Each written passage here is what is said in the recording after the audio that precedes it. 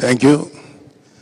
కొన్ని మాటలు మాట్లాడొచ్చో లేదో తెలియదు, కానీ మా తమ్ముని అంటే మా ఇద్దరి మధ్య గ్యాప్, మా తమ్ముడిని నేను ఎత్తుకునేంత వయసు గ్యాప్ ఉండేది మాకు.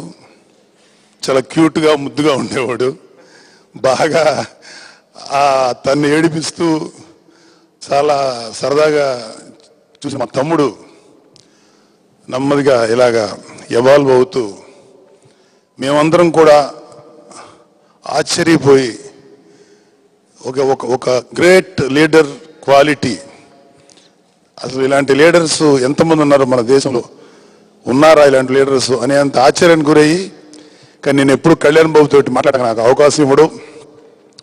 నా ఫోన్ కూడా ఎత్తేవాడు కాదు, ఎందుకంటే ఫోన్ ఎత్తితే ఏమో ఎందుకు వచ్చిందిలే నువ్వు మమ్మల్ని అందరినీ. యాక్చువల్గా ఏంటంటే కళ్యాణ్ బాబుకి మాకు ఒక అండర్స్టాండింగు, కళ్యాణ్ బాబుని ఇన్వాల్వ్ కాకూడదు మేమందరం అనుకున్నాం. కాకపోతే నాకు యాక్చువల్గా చాలా కాలం చాలా కోరిక ఉండేది ప్రజారాజ్యం. అప్పుడు అది ఎప్పుడైతే డిసప్పాయింట్ అయ్యో అదంతా వదిలేసాం. తర్వాత కళ్యాణ్ అయిన తర్వాత మనసులో అనిపించిన నన్ను తమ్ముడిని తమ్ముడుగానే ఉండాలి, నాయకుడిగానే చూద్దాం, నేను నిజంగా అలాగే అనుకున్నాను. కానీ I am very grateful to my brother, because తమ్ముడుగా ఆలోచించడం ఒక పక్కన పెడితే అన్నిటికన్నా మించి ఒక గొప్ప వ్యక్తిత్వం ఉన్న క్యారెక్టర్ మా తమ్ముడు. ఎందుకు చెప్పగలనంటే ఇది చెప్పడానికి బహుశా జనసేనలో ఉన్న చాలా మంది కన్నా నాకే ఎక్కువ రైట్ ఉందని. ఎందుకంటున్నానంటే మా తమ్ముడిని చిన్నప్పటి నుంచి చూసాం. చిన్నప్పటి నుంచి ఒక రకమైనటువంటి ఒక మునిలాగా ఉండేవాడు, ఎవరి జోలికి వెళ్ళేవాడు కాదు, తన పంతం చూసుకునేవాడు. ఏం చేస్తున్నావు కళ్యాణ్ ఒక్కడే కూర్చుంటే ఏదో చెప్పేవాడు కాదు.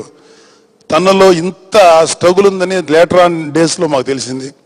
నిజంగా నాకు అంటే యాక్చువల్గా నన్ను రమ్మని పిలిచిన తర్వాత ఫస్ట్ నేను నమ్మలేదు. ఆ తర్వాత నాకు కొంచెం టెన్షన్ కూడా వచ్చింది. ఆ తర్వాత ఒకసారి తమ్ముడు అంటే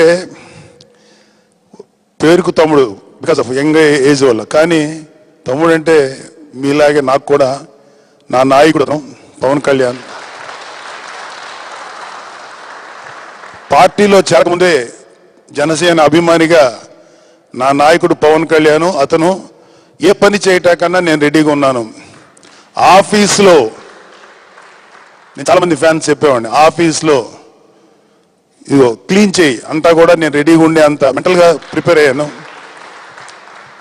కానీ నాకు అన్నిటికంటే మించి ఇంత గౌరవం ఇవ్వటం డెఫినెట్గా చెప్తున్నాను, డెఫినెట్గా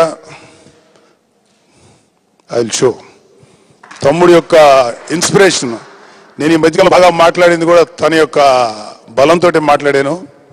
and very very grateful to my brother and thank you very much.